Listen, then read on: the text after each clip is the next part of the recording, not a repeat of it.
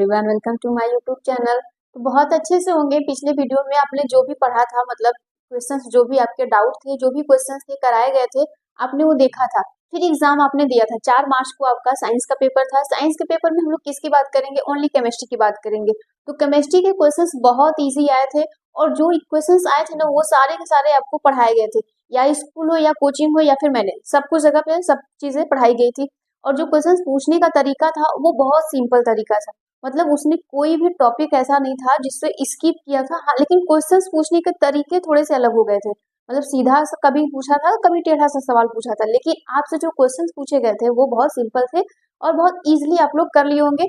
तो आज हमारे पास पेपर है, उस पेपर को हम लोग क्या करेंगे, सॉल्व करवा देंगे। तो साइंस का पेपर है बेटा, इसमें जो हमारा कोड है वो 8824 और CU है। ये जिसने पेपर दिया हो वो पेपर लेकर बैठो और उसे मिलाओ, देखो कितने आपके क्वेश्चन सही होते हैं। टेंशन मत लेना कि हाँ मिला लिए तो फिर उसके बाद टेंशन ले ले कि इतना नहीं सही हो उतना नहीं, लेकिन जो किए हो उसके अकॉर्डिंग तुम लोग चलना, सही जो होगा। तो पहला हमारा क्वेश्चन ये है, निम्नलिखित में से कौन समजाती श्रेणी है? क्वेश्चन कौन से हैं? निम्नलिखित में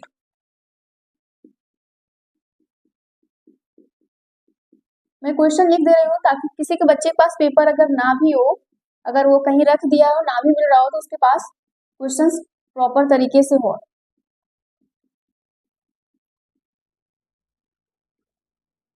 ठीक, ये रहा आपका क्वेश्चन। निम्नलिखित में से कौन समजाति, यहाँ पे लिख दिया मैंने, समजाति श्रेणी में है। ठीक, आपके पास ऑप्शन कौन है? CH4 तथा C2H6। फिर नेक्स्ट जो क्वेश्चन है वो है C2H6 तथा C2H5OH, ये है। फिर नेक्स्ट क्वेश्चन जो है ऑप्शन में, यहाँ पे एथिल एल्कोहल है और मेथिल एल्कोहल की बात हो रही है। ये रहा आपका एथिल एल्कोहल। ठीक, फोर्थ जो है वो मेथेन है, और कौन सा है? कार्बोक्सिलिक है। ये आपके पास ऑप्शन अवेलेबल है। अब इनमें से आपको करेक्ट आंसर देने हैं।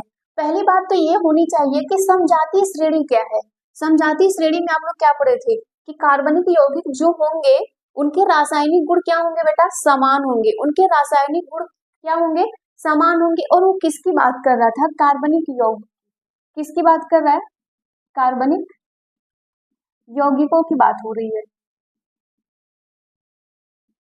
कार्बनिक यौगिकों की बात हो रही है। उसके रासायनिक क्या होंगे? गुण समान होंगे। उसके जो रासायनिक गुण होंगे वो समान होंगे। क्लियर? ठीक, वो समान होंगे। और जो दूसरी बात उसमें ये बोल रहा था कि उसमें CH2 का अंतर होगा बेटा। ये CH2 का अंतर हमने पढ़ाया था, है ना, मास डिफरेंस। मैंने यहाँ पे आपको बताया है कि मास डिफरेंस कहाँ पर आएंगे? उसमें आएंगे कार्बनिक यौगिकों में। अब देखो इसमें क्या होते हैं, समजातीय श्रेणी में हम लोग जनरली क्या जानते थे कि जो इसमें क्रियात्मक समूह है, मतलब एल्कोहल वाले जो होते थे वो समजातीय श्रेणी की। लेकिन इसमें क्या बोल रहा है बेटा? कार्बनिक यौगिकों की। अब अगर आप ऑप्शन में देखोगे तो जो बच्चे किए होंगे, देखो कुछ बच्चों ने बहुत इसमें कंफ्यूजन क्रिएट किया होगा, कुछ बच्चों के पास तो डाउट रहा नहीं होगा, इसने ये कर दिया होगा आंसर। लेकिन आपके पास जो आंसर है ना, वो आंसर में ये पूछा है कि पहला दूसरा दोनों या फिर ऐसे करके। तो क्या है, आपने क्या जाना है कि समजातीय श्रेणी कार्बनिक यौगिकों के रासायनिक गुण समान होंगे और उसमें CH2 का अंतर होगा। चलो ये हमारा सही हो गया। ठीक, इसमें क्रियात्मक समूह सबका ही सही है। फिर इसमें देखो, अब देखो तुम अगर ध्यान से देखोगे तो ये और ये दोनों गलत है। मैंने आपको पेपर देने से पहले ही बताया था कि जो आपके पास ऑब्जेक्टिव क्वेश्चंस आए उसमें कट पेस्ट करने की कोशिश किया करो। जितने कम आपके पास क्या रहेंगे, ऑप्शन रहेंगे, आप उतना इजी कर पाओगे। और अगर आपके पास ऑप्शन ज्यादा हैं तो इजी नहीं हो पाएगा। जैसे कोई चीज आपके पास बहुत सारा खाना रख दिया जाए, उसमें से चूज करना हो तो टफ लगेगा, लेकिन अगर 2-3 की बात करें तो आप आसानी से चूज कर सकते हो। तो उसी तरह ये भी है। तो यहाँ पर क्या है, मेथेन है, कार्बोक्सिलिक है, इसकी भी बात नहीं करनी। अब बेटा हमारे पास दो ही ऑप्शन बचे और दोनों के दोनों करेक्ट है। अगर मैं इनकी बात करूं तो यहाँ पर क्या है, मेथेन है। ठीक है, ये एथेन की बात हो रहा है।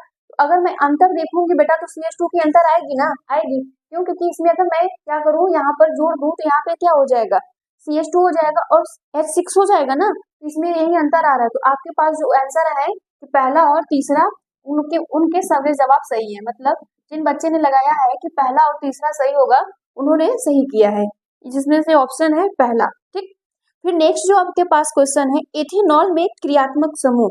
अब एथेनॉल देखो ये आईपीएससी वाला है यहाँ से, लेकिन इसने डायरेक्ट आपसे आईपीएससी नेम नहीं पूछा, इसने आपसे फंक्शनल ग्रुप ही पूछ लिया, जो कि बहुत इजी है। एथेनॉल में क्रियात्मक समूह क्या है बेटा? एथेनॉल में क्रियात्मक समूह, फंक्शनल ग्रुप की बात हो रही है, ठीक। क्रियात्मक समूह आपके पास चार ऑप्शन है। पहला क्या है? ये है कार्बोक्सिलिक है, ठीक। फिर ये क्या है? कमेंट में बताओ ये क्या है? कीटोन है बेटा, ये क्या है? कीटोन है। और सी में ऑप्शन जो है यही आपका आंसर है। और डी जो है आपके पास वो एल्डिहाइड है। क्या है? एल्डिहाइड है। तो आपके आंसर कौन होंगे? ये एथेनॉल, मतलब ये अल्कोहल की बात कर रहा है, तो राइट आंसर सी है। आपके जो 9 क्वेश्चंस हैं, सेक्शन बी की हम लोग बात कर रहे हैं, ठीक। फिर उसके बाद है नेक्स्ट क्वेश्चन जो है 10, इसमें पूछा गया है 1 विलियन लाल लिटमस, बहुत ध्यान से सुनना, देखो कुछ बच्चे गड़बड़ाए जरूर होंगे। 1 विलियन लाल लिटमस को नीला कर देता है, उस विलियन का संभावित पीएच क्या है? अब अगर आपको पढ़ाया गया होगा तो ध्यान से सुनो, जो 10वां क्वेश्चन से बोल रहा है कि 1 विलियन है आपके पास, क्या है? 1 विलियन है जो लाल लिटमस को क्या कर दे रहा है? नीला कर दे रहा है, लिटमस को नीला कर देता है, ठीक। अब हमारे पास यही क्वेश्चन जो पूछने का मतलब जो समझने का तरीका था, यही है हमारे पास क्वेश्चन, इतनी लाइन को हमें समझनी है। तो यहाँ पे पूछ रहा है कि आपके पास 1 विलियन है जो क्या कर रहा है? लाल लिटमस को नीला कर दे रहा है, जो क्या कर रहा है? लाल लिटमस को नीला कर दे रहा है। अगर बेटा मैं अम्ल की बात करूं तो अम्ल क्या करता था? जल्दी से कमेंट में बताओ। अम्ल नीले लिटमस को लाल में कर देता था, ये अम्ल। अगर मैं क्षार की बात करूं तो क्षार क्या होता था? लाल लिटमस को नीले में कर देता था, किसमें? नीले में कर देता था। यही तो हमारा है, हम लोग अम्ल और क्षार पढ़े हैं ना, ये सेकेंड चैप्टर के क्वेश्चन है। तो इसमें से आपसे पूछ रहा है कि संभावित पीएच क्या होंगे, और आपके पास जो पीएच नंबर है अवेलेबल वो है, ए में 2 है, बी का 3 है, और सी में 5 है, और डी में 8 है। बट आप आंसर जरा सा दो, क्षार जब आएगा तो कब आएगा? 7 आएगा ना, 7 से ऊपर वाले जो होंगे क्षार होंगे, 7 पे तो उदासीन होगा, 7 से ऊपर वाले क्षार होंगे। तो देखो यहाँ पे आंसर कितने क्लोजली दिए हैं, सॉरी डिफरेंस दिए हैं यहाँ पे। ये सारे तीनों जो दिए हैं ना, ये अम्ल वाले दिए हैं, लेकिन ओनली एक क्या दिया है? जो क्षार का। जो राइट आंसर क्या है? डी है, 8। जिस बच्चे ने 8 लगाया होगा उसका सही है।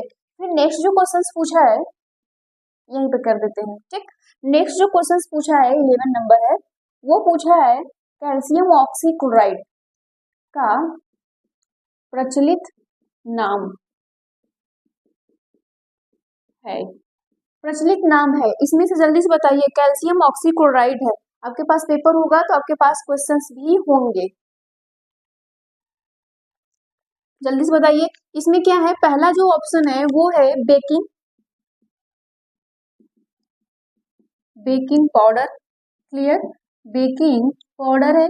फिर दूसरा जो है आपके पास वो है plaster of Paris, plaster of Paris. अब सबके फॉर्मूले भी तो याद होंगे आपको। फिर उसके बाद है ब्लीचिंग पाउडर,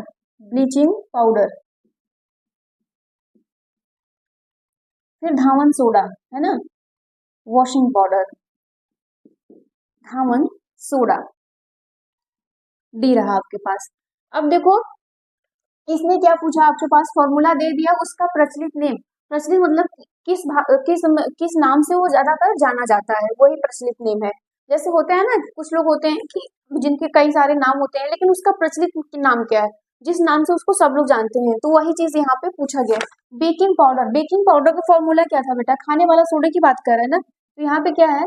यही है ना, sodium bicarbonate. Plaster of Paris का फॉर्मूला तो जानते हो, ठीक, कैल्शियम सल्फेट हाफ वाटर, है ना, हाफ मॉलिक्यूल ऑफ वाटर हो जाता था।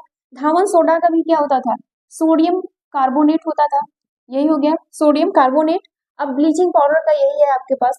आंसर क्या है? यही, जिसको हम लोग क्या कहते हैं? बिरंजक चूड़ भी कहते हैं, जिसको क्या कहते हैं? बिरंजक चूड़ कहते हैं। तो जिसका सी ऑप्शन सही होगा इसका करेक्ट है। फिर उसके बाद है जिंक। अब यहाँ पे 12 नंबर पे जो क्वेश्चन है वो है जिंक तथा सल्फ्यूरिक अम्ल की क्रिया से जिंक सल्फेट तथा हाइड्रोजन गैस बनती है। अभिक्रिया क्या है? आपसे इसने क्या क्या है कि अभिक्रिया के नाम बताइए, तो बेटा क्या दिया है? जिंक। ठीक, और वो किससे अभिक्रिया करवा रहा है? सल्फ्यूरिक अम्ल H2SO4 से रिएक्शन करवा दे रहा है, तो आपको क्या बना दे रहा है? Zinc sulphate. Clear? Zinc sulphate और हाइड्रोजन गैस, है ना, हाइड्रोजन गैस यहाँ से निकल रही है। अभिक्रिया का नाम बताना है, तो अभिक्रिया के नाम देखो, विस्थापन अभिक्रियाएं हैं, इसमें क्या है? 4 आपके पास ऑप्शन दिए हैं, संयोजन अभिक्रिया, वियोजन अभिक्रिया, विस्थापन अभिक्रिया, द्विविस्थापन। अब देखो ना, संयोजन की अगर हम बात करें तो संयोजन में क्या होता था? 2 रिएक्टेंट जुड़ के 1 प्रोडक्ट बनाते थे, है ना। क्या करते थे? आपके पास 2 रिएक्टेंट फॉर्मेट करते थे 1 प्रोडक्ट, मतलब सिंगल प्रोडक्ट का फॉर्मेशन करते थे। वियोजन में क्या होता था? वियोजन में जो टूट जाते थे, है ना, एक कंपाउंड क्या होता था, कई सारे कंपाउंडों में, 2 या 2 से अधिक कंपाउंडों में टूट जाता था। विस्थापन में क्या होता था? इसमें यह बोला जाता था, सक्रियता श्रेणी वाली है, इसमें बोला जाता था अधिक क्रियाशील वाला तत्व कम क्रियाशील वाले तत्व को क्या कर देगा? रिप्लेस कर देगा। तो यहीं पर है, यहीं पे, तो इसका क्या होगा? जो राइट आंसर है वो है विस्थापन अभिक्रिया। कौन सी है? विस्थापन अभिक्रिया है। ठीक, इसका सी सही होगा, है ना, करेक्ट ऑप्शन क्या है? सी। फिर नेक्स्ट क्वेश्चन क्या है? निम्नलिखित में से कौन उभयधर्मी सल्फाइड है? निम्नलिखित में से कौन से उभयधर्मी, उभयधर्मी का क्या मतलब है? जल्दी से बताना कमेंट में। उभयधर्मी ऑक्साइड, ये बायोलॉजी में भी पढ़े होंगे, है ना, उभयचर ये सब, और यहाँ पे है केमिस्ट्री में। तो इसका क्या मतलब है? जो क्या करे बेटा, यहाँ पर मतलब मेटल और नॉन मेटल जैसा बिहेव करे। तो इसका जो आंसर होगा, यहाँ पे 4 ऑप्शन आंसर ऑप्शन आपके पास है। कैल्शियम ऑक्साइड है, फिर ये जिंक वो है, फिर फेरिस ऑक्साइड, है ना। यहाँ पे आपके पास जो आंसर है वो क्या है? जिंक ऑक्साइड है। कौन है उभयधर्मी? जिंक ऑक्साइड है, जो कैसा शो करेगा? मेटल और नॉन मेटल जैसा शो करेगा।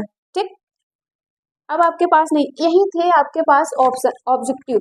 ऑब्जेक्टिव जो थे यही आपके पास थे। कितने थे? 1 2 3 4 5 ऐसे 6 क्वेश्चन थे ऑब्जेक्टिव में, है ना। 5-6 क्वेश्चन जो आपके पास थे ऑब्जेक्टिव थे, तो बहुत इजी थे। और यहाँ से जो क्वेश्चंस पूछे गए थे, देखो मैंने पढ़ाया था आपको, इंपॉर्टेंट भी क्वेश्चंस बताए थे, जिनमें से कई सारे क्वेश्चंस पूछे गए। खैर इसको नोट तो करना है नहीं आपको।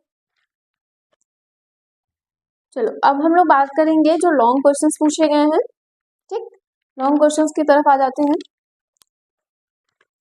लॉन्ग क्वेश्चंस में जो पूछे गए हैं वो है अकार्बनिक, मतलब यहाँ पर सब सेक्शन बी 2 में आ जाइए, तो वहां पे क्या है? अकार्बनिक यौगिकों में संयोजन अभिक्रिया तथा विस्थापन अभिक्रिया को उदाहरण द्वारा समझाइए।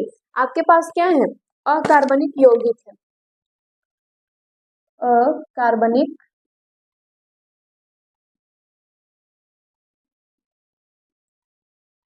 यौगिक है। ठीक, अकार्बनिक यौगिक का मतलब इसमें कार्बन और हाइड्रोजन की बात नहीं होगी। जो हम लोग कार्बनिक यौगिक पढ़े थे उसकी बात नहीं कर रहा है। ये क्या है? फर्स्ट चैप्टर के क्वेश्चन है, लेकिन क्वेश्चन पूछने के तरीके बदल गए।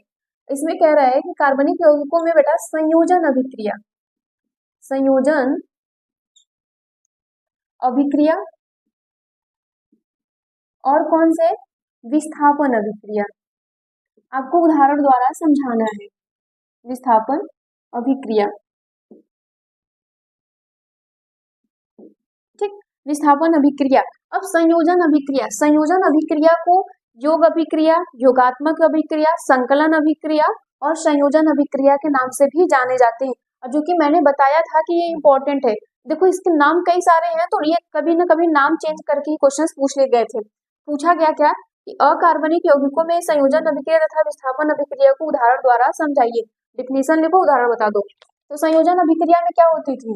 वे रासायनिक अभिक्रिया जिसमें क्या हो, दो या दो से अधिक क्या मिलकर अभिकारक मिलके एक नए मतलब एकल उत्पाद का निर्माण करें। तो यहाँ पे क्या होते थे? हमारे पास कार्बन हो, ऑक्सीजन हो, और क्या बनाएंगे? Carbon dioxide. यही क्या हो गए? संयोजन अभिक्रिया।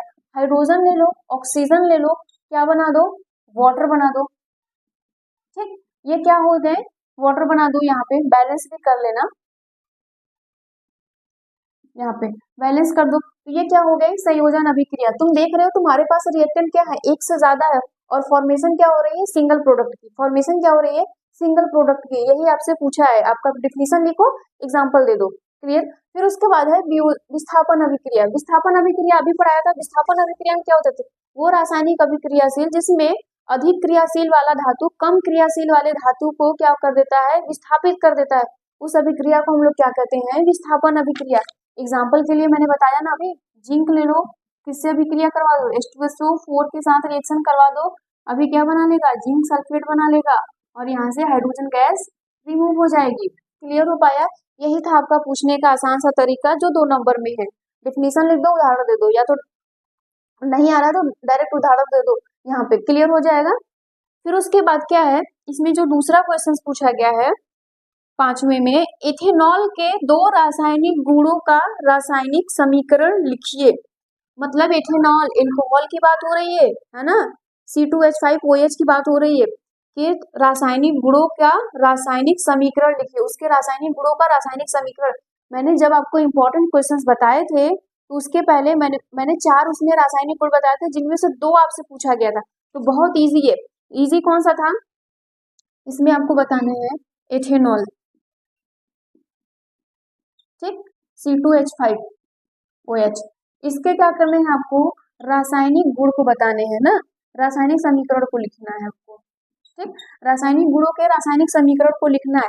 अब बेटा मैंने क्या पढ़ाया था उसमें, ऑक्सीकरण बताया था, धातु के साथ मतलब सोडियम के साथ रिएक्शन बताया था। फिर उसके बाद मैंने क्या पढ़ाया था उसमें, स्टरीकरण और निर्जलीकरण।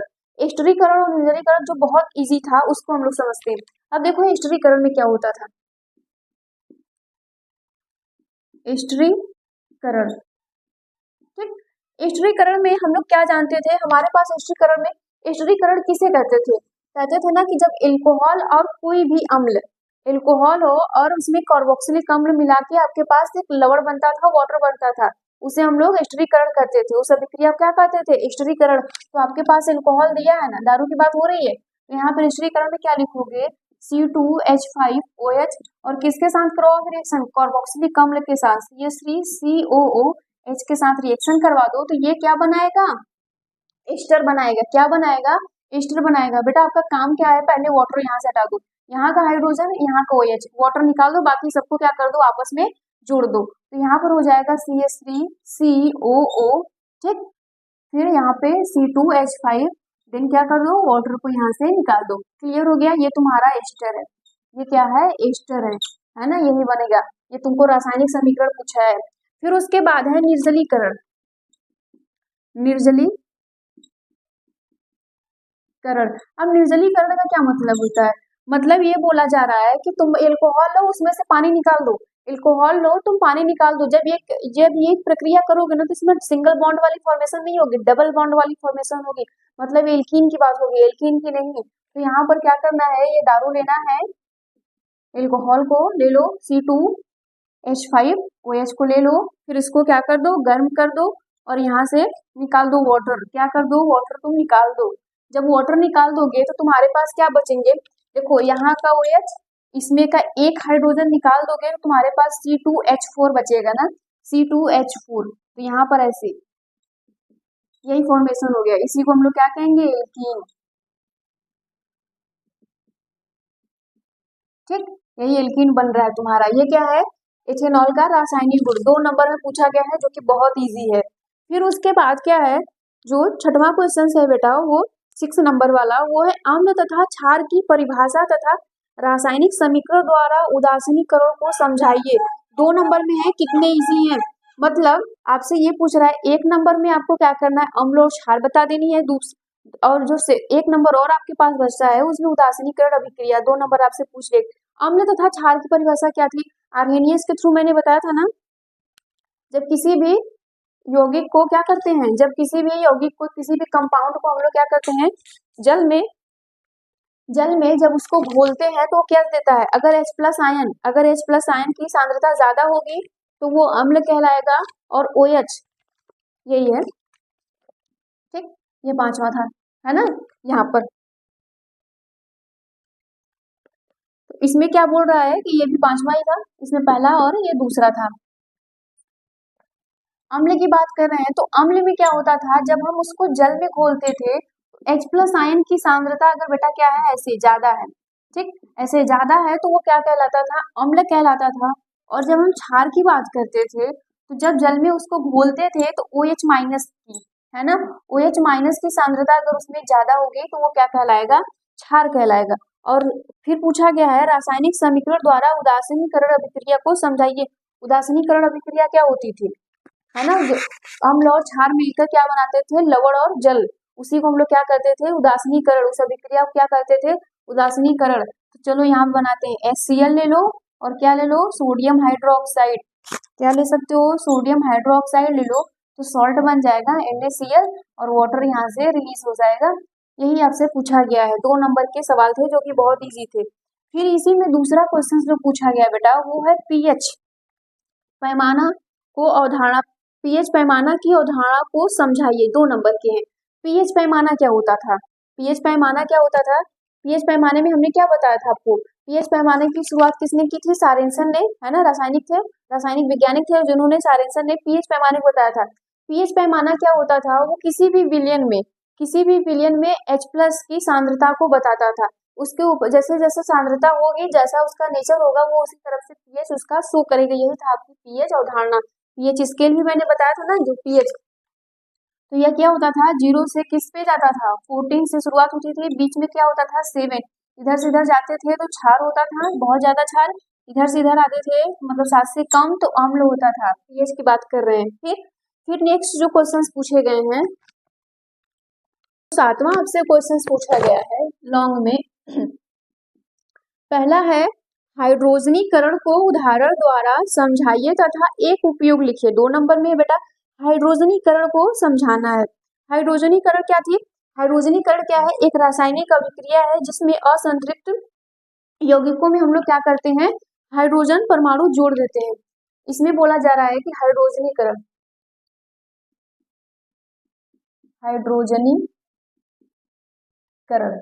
ठीक, हाइड्रोजनीकरण का मतलब यहाँ पे देखो हाइड्रोजन से मतलब है, किससे मतलब है, हाइड्रोजन से मतलब है। तो इसमें बोला जा रहा है कि हाइड्रोजनीकरण एक रासायनिक अभिक्रिया है जिसमें असंतृप्त, जिसमें क्या होगा बेटा, असंतृप्त,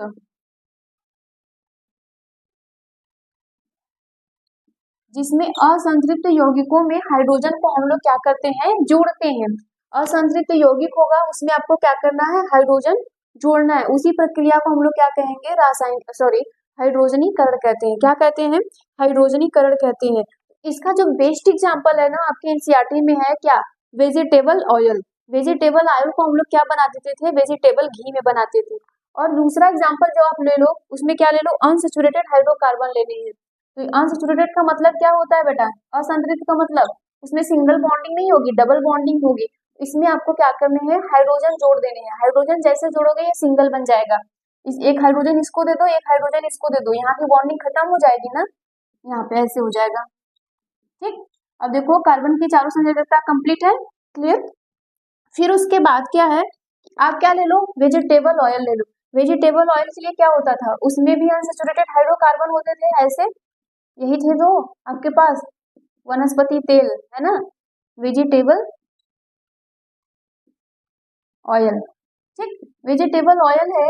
फिर उसको हमें किसके प्रेजेंस में रिएक्शन करवाने थे, यहाँ पर क्या रहेगा, हाइड्रोजन रहेगा क्योंकि हाइड्रोजनीकरण करवा रहे हैं। और ये निकिल के प्रेजेंस में होता था बेटा, ये मैंने लिखवाया, निकिल के प्रेजेंस में रिएक्शन होगा तो आपको क्या बना के देगा, यहाँ पर वेजिटेबल ऑयल है तो यहाँ पर वेजिटेबल घी देगा। मतलब आपको सिंगल बॉन्डिंग कर देनी है। कैसी बॉन्डिंग कर देनी है, सिंगल बॉन्डिंग कर देनी है ना। तो ये क्या हो जाएगा, वेजिटेबल घी, क्या बन जाएगा, वेजिटेबल घी। क्लियर हो पाया, यही आपसे पूछा जा रहा है। तो आप डिफिनीशन में क्या दोगे, हाइड्रोजनीकरण को, हाइड्रोजनीकरण एक रासायनिक अभिक्रिया है, आप लोग लिखे भी होंगे, रासायनिक अभिक्रिया है जिसमें असंतृप्त हाइड्रोकार्बन में क्या करते हैं, हाइड्रोजन को जोड़ते हैं, ठीक। यही था आपसे पूछा गया। फिर उसके बाद क्या है, यहाँ पर अवक्षेपण अभिक्रिया को उदाहरण द्वारा समझाइए। अवक्षेपण अभिक्रिया क्या होती थी, वह रासायनिक अभिक्रिया जिसमें अवक्षेप बनते थे या प्राप्त होते थे, अवक्षेप प्राप्त होते थे, अवक्षेप जो नीचे बैठ जाते थे उसी को हम लोग कहते हैं ना अवक्षेप।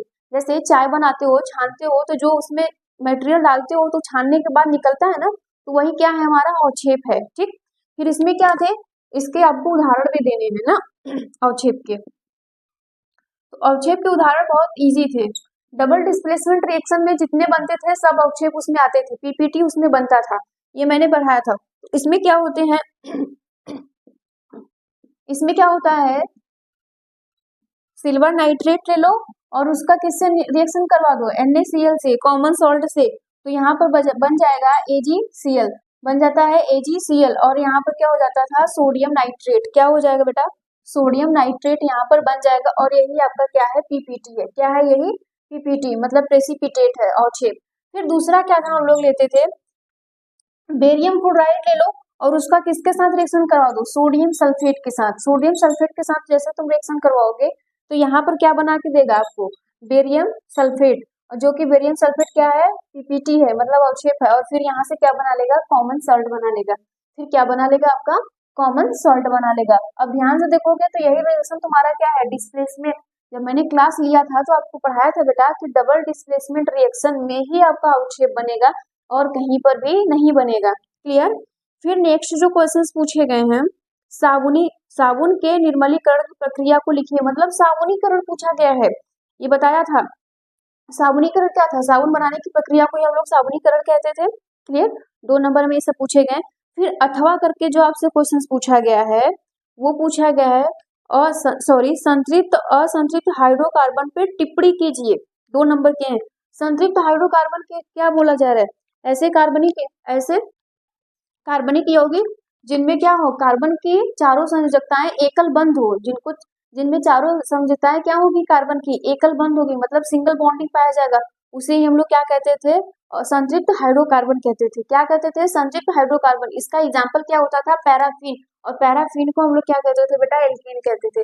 पैराफिन को ही हम लोग क्या कहते हैं, एल्कीन। ये अथवा वाला क्वेश्चन था। ठीक, पैराफिन पैराफिन को ही हम लोग क्या कहते हैं, एल्केन। इसके एग्जाम्पल कौन है, मेथेन हो गए। ठीक, क्या हो गए, मेथेन हो गए थे। ये सब क्या है, इसके एग्जाम्पल है जो सिंगल बॉन्डिंग पाया जाएगा। फिर उसके बाद है असंतृप्त हाइड्रोकार्बन पे, मतलब असंतृप्त के बारे में बताइए। तो असंतृप्त हाइड्रोकार्बन में क्या बोलोगे, ऐसे हाइड्रोकार्बन जिनमें कार्बन की चारों संयोजकताएं एकल बंध द्वारा नहीं बना हो ना, जिनको चारों संयोजकताएं एकल बंध न पाई जाती हो, उन्हें हम लोग क्या कहते थे, असंतृप्त हाइड्रोकार्बन कहते थे। जिसमें कौन आता था, जिसमें कौन आएगा, एसिटिलीन। कौन आएगा, एसिटिलीन। ये हो गया एसिटिलीन, C2H2 एसिटिलीन हो गया, और C2H4 ये हो गया एथिलीन। क्या हो गया, एथिलीन। यही थे आपके पास एग्जाम्पल जो देने थे। फिर नेक्स्ट जो क्वेश्चंस पूछे गए हैं, निस्थापन तथा भर्जन को उदाहरण द्वारा समझाइए, मतलब कैल्सिनेशन और रोस्टिंग। बेटा कैल्सिनेशन क्या होता था और रोस्टिंग क्या होता था, मैंने पढ़ा था कि जो रोस्टिंग होती है, रोस्ट करना, चिकन रोस्ट, ये सब सुने हो ना, तो वो सब क्या होते थे। रोस्टिंग का मतलब क्या होगा, जो ऑक्सीजन के प्रेजेंस में होगा, लेकिन उनको क्या किया जाएगा, उच्च ताप पर नहीं, उनके गलनांक के नीचे वाले ताप पर उनको रोस्ट किया जाएगा। उसे हम लोग क्या करते थे, उस प्रक्रिया को भर्जन कहते थे, रोस्टिंग करते थे। और भर्जन में कौन आते थे, सल्फाइड अयस्क आते थे। कौन आते थे, सल्फाइड अयस्क आते थे, यहाँ पे लिखते रहे। ठीक, भर्जन में कौन आता था बेटा, सल्फाइड अयस्क। सल्फाइड अयस्क आते थे, उन्हीं को हम लोग क्या करते थे, रोस्ट करते थे। मतलब कौन आएंगे, एग्जाम्पल के लिए आप कौन लिखोगे, जिंक सल्फेट, ऑक्सीजन के प्रेजेंस में इसको रोस्ट करवा दो तो आपको क्या बना के देगा, जिंक ऑक्साइड दे देगा, और सल्फर डाइऑक्साइड रिलीज हो जाएगा गैस। क्या हो जाएगा, सल्फर डाइऑक्साइड गैस रिलीज हो जाएगा। आप क्या करो, बैलेंस भी कर दो, 2 लगा दो। क्लियर। फिर उसके बाद निस्तापन क्या था, कैल्सिनेशन। निस्तापन भी बहुत इजी था, निस्तापन इजी था। निस्तापन में भी क्या करते थे हम लोग, जो कार्बोनेट कंपाउंड होंगे, जो कार्बन है ना, जो कार्बोनेट कंपाउंड होंगे, उसी को हम लोग क्या करेंगे, निस्तापित करेंगे, कैल्सिनेशन करेंगे। और ये क्या होगा, ऑक्सीजन की अनुपस्थिति में होगा, लेकिन इसका जो ताप दिया जाएगा वो उच्च ताप दिया जाएगा। रोस्टिंग में ताप हम लोग कम करते थे, लेकिन निस्तापन में ताप को उच्च देंगे और ऑक्सीजन के एब्सेंस में होगा। तो इसमें कौन आएंगे, जिंक कार्बोनेट वाले आते हैं। फिर इसको क्या करो, फिर यहाँ पर तोड़ दो, यहाँ पर हो जाएगा zinc oxide, carbon dioxide gas यहाँ से रिलीज हो जाएगा। यही है आपका भर्जन और निस्तापन। फिर नेक्स्ट जो क्वेश्चन पूछा है, उष्मीय अपघटन को संक्षेप में समझाइए। उष्मीय अपघटन क्या होता था? अपघटन प्रक्रिया जानते हो ना? अपघटन प्रक्रिया भी 3 टाइप्स के होते थे। कौन कौन? एक होता था इलेक्ट्रोलाइटिक, एक होता था फोटोलाइटिक, एक होता था थर्मोलाइटिक। थर्मो का मतलब उष्मा और इलेक्ट्रोलाइटिक का मतलब जिसको करंट दो, और फोटोलाइटिक का मतलब जिसमें सनलाइट की उपस्थिति चाहिए, है ना उसमें। तो यहाँ पर आपसे पूछा है उष्मीय अपघटन को संक्षेप में बताइए। उष्मीय अपघटन का क्या मतलब था? अपघटन का मतलब टूटना। वह रासायनिक अभिक्रिया जिसमें क्या हो, एक रिएक्टेंट मतलब एक अभिकारक क्या हो जाए, एक या एक से अधिक अब उत्पाद में टूट जाए, उसी को हम लोग क्या कहेंगे? अपघटन। तो यहाँ पर आपसे कौन पूछा है? उष्मीय पूछा है। कौन? उष्मीय अपघटन मतलब आपको तोड़ना है, और यहाँ पर आप बटन करवाओगे। ऐसी रासायनिक अभिक्रिया जो उष्मा की उपस्थिति में हो उसे हम लोग क्या कहेंगे? उष्मीय अपघटन कहेंगे। क्या कहेंगे? उष्मीय अपघटन। तो वो क्या करेगा? सिंगल पदार्थ किसमें टूट जाएगा? एक या एक से अधिक में। तो यहाँ पर क्या होगा? Calcium carbonate. आपके पास जो एग्जाम्पल आएंगे वो आएंगे कैल्शियम कार्बोनेट ले लो और इसको हीट दे दो, फिर ये क्या हो जाएगा? कैल्शियम ऑक्साइड और कार्बन डाइऑक्साइड में टूट जाएगा। यही थे आपके पूरे के पूरे केमिस्ट्री के पेपर। देखो कितना इजी था ना। और हमें उम्मीद है कि आप लोग बहुत अच्छे से किए होंगे। कमेंट में जरूर बताना कितने सही किए हैं कितने नहीं। ठीक।